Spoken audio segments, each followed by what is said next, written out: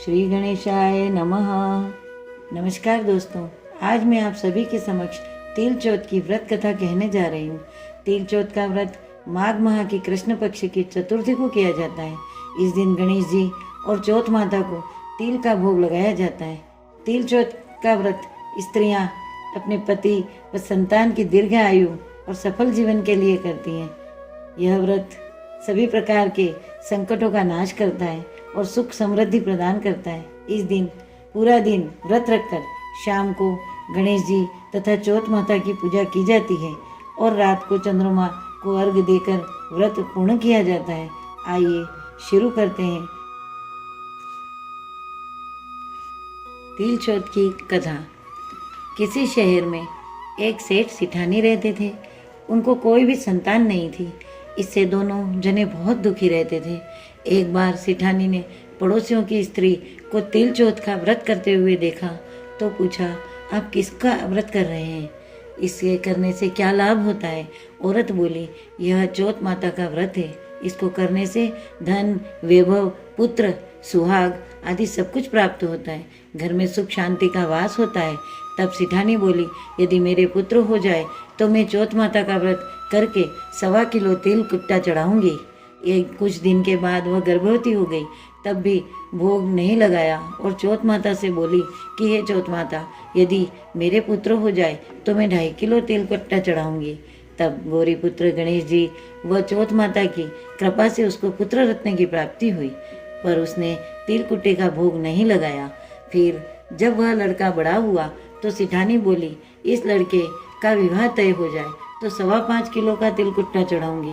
तब भगवान गजानन व तिल चौथ माता की कृपा से सिठानी के पुत्र की सगाई अच्छे कुल की कन्या से हो गई और फिर लग्न मंडप में फेरे होने लगे।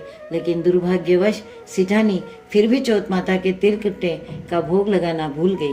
तब चौथ माता व श्री भगवान गणेश उस पर कुपित हो गए। तभी फेरों के वक्त में 3 फेरे पूरे हुए कि चौथ माता अपना कोप दिखाती हुई आई व दूल्हे राजा को उठा कर ले गई और गांव के बाहर पीपल के पेड़ पर छिपा दिया। सब लोग अचंभे में रह गए कि एकाएक दूल्हा कहाँ चला गया।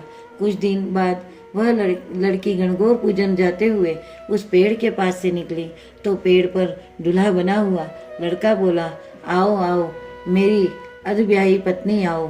तो वह भागी हुई अपने घर गई और अपनी माता को सब घटना कह सुनाई। यह समाचार सुनते ही सब परिवार जन वहां पहुंचे और देखा कि यह तो वही जमाई राजा है जिसने हमारी बिटिया से अध फेरे खाए थे और उसी स्वरूप में पीपल पर बैठे हैं। तो सभी ने पूछा कि आप इतने दिनों से यहाँ क्यों बैठे हो, इसका क्या कारण है? जमाई राजा बोले, यहाँ चौथ माता के गिरवी बैठा हूँ। मेरी माता श्री ने से जाकर कहो कि वह मेरे जन्म से लेकर अभी तक के बोले हुए सारे तिल कुट्टे का भोग लगाकर चौथ माता से प्रार्थना करके क्षमा याचना करे, जिससे माता की कृपा से मुझे छुटकारा मिलेगा। तब लड़के की सास ने अपनी समधन को जाकर सारा हाल कह सुनाया।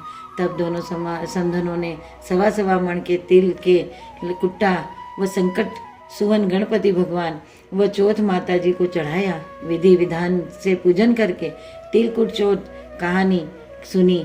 तब चौथ माता ने प्रसन्न होकर हर्षित हुई वह होती हुई बिजली की तरह दूल्हे राजा को वहां से उठाकर फिर वहीं फेरों के स्थान पर लाकर बिठा दिया। वहां वर वधु के 7 फेरे हुए और वर वधु सकुशल अपने घर के लिए विदा हुए। चौथ माता की कृपा से दोनों परिवारों में सभी तरह के अमन, चैन व खुशहाली हुई। हे चौथ माता, जैसा उस लड़के के साथ हुआ वैसा किसी के साथ मत करना। जैसे सेठ और सिठानी को दिया वैसे सबको देना।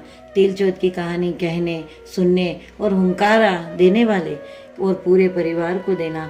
बोलो श्री गणेश भगवान व तिल चौथ माता की जय।